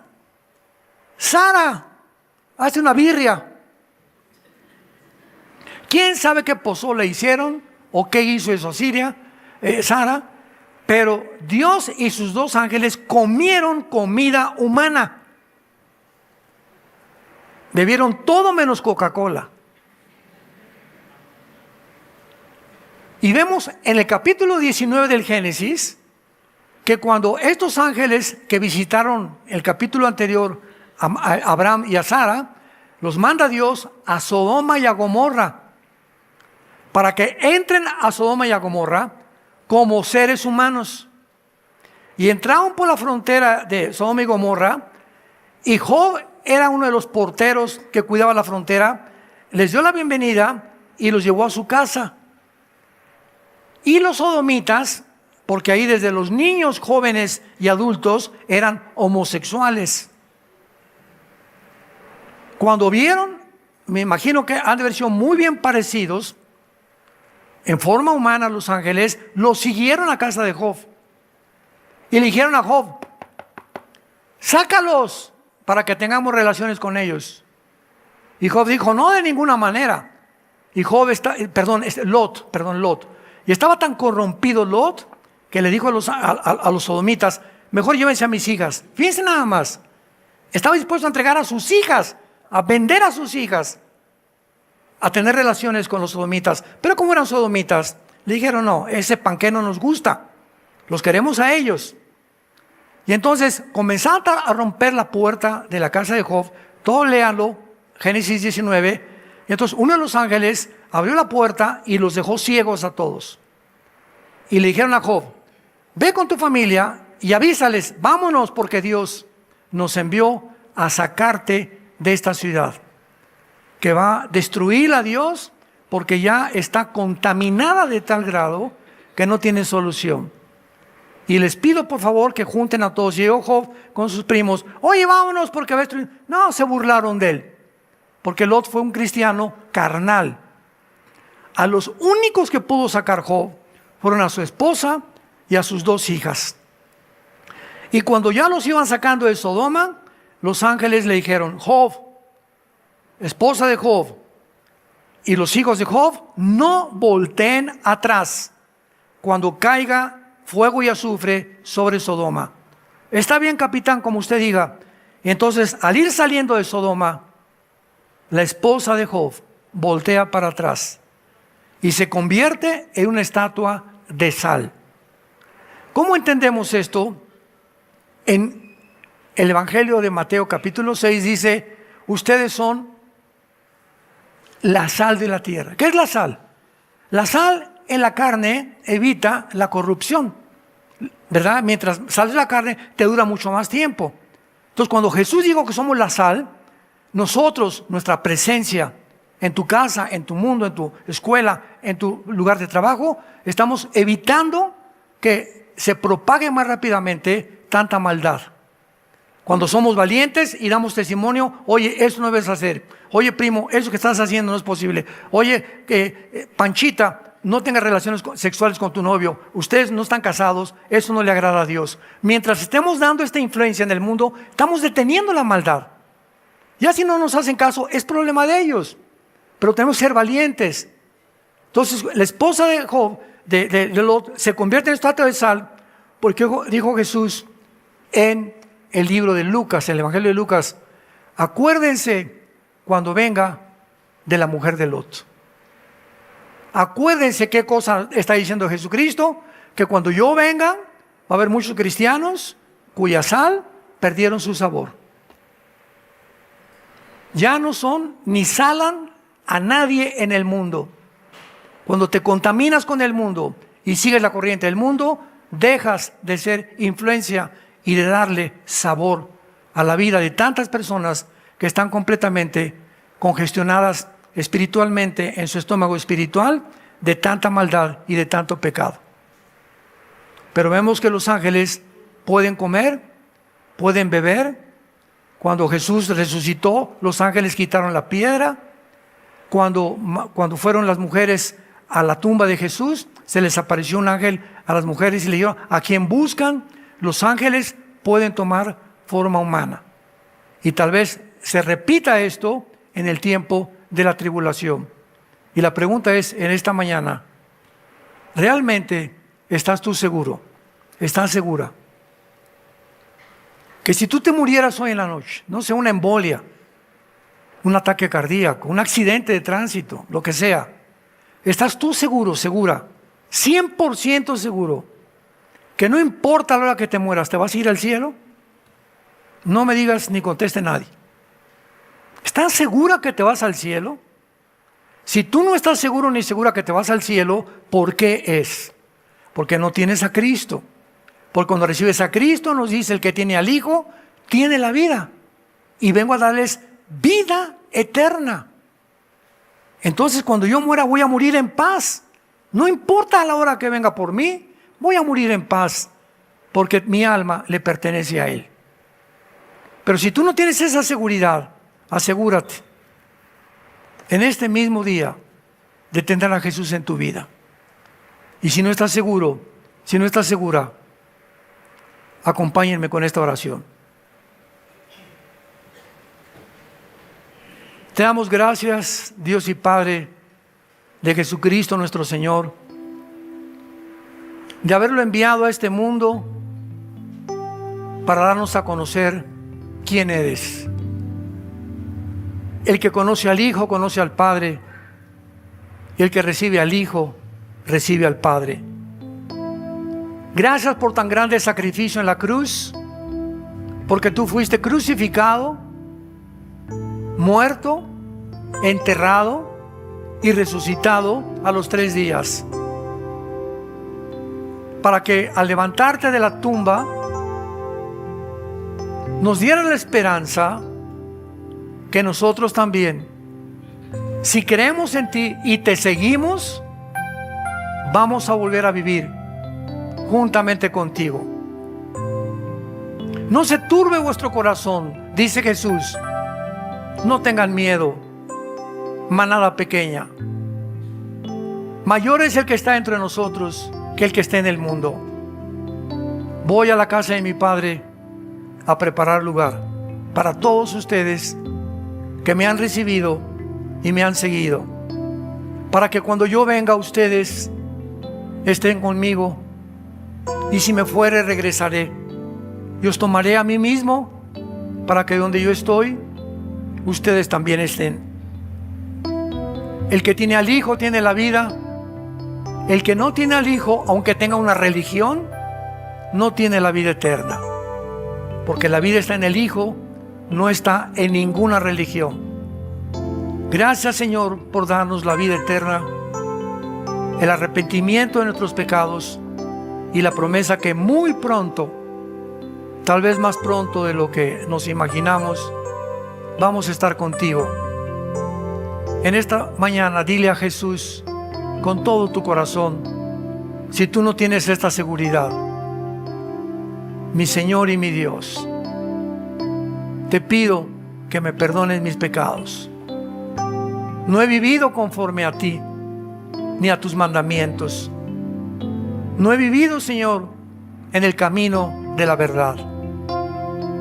Lávame con tu sangre preciosa que derramaste en esa cruz, y dame el poder que yo no tengo de cambiar mi manera de vivir.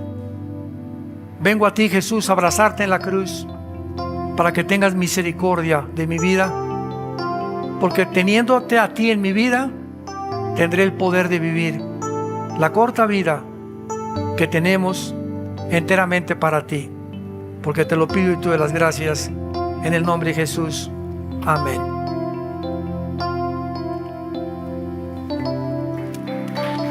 Bien.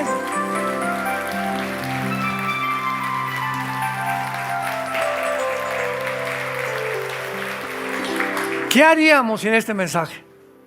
Por eso me reí.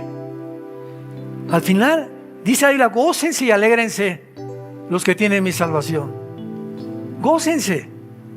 No tengas cara de tortuga sin destino. Somos hijos e hijas de Dios. Tenemos un propósito para vivir.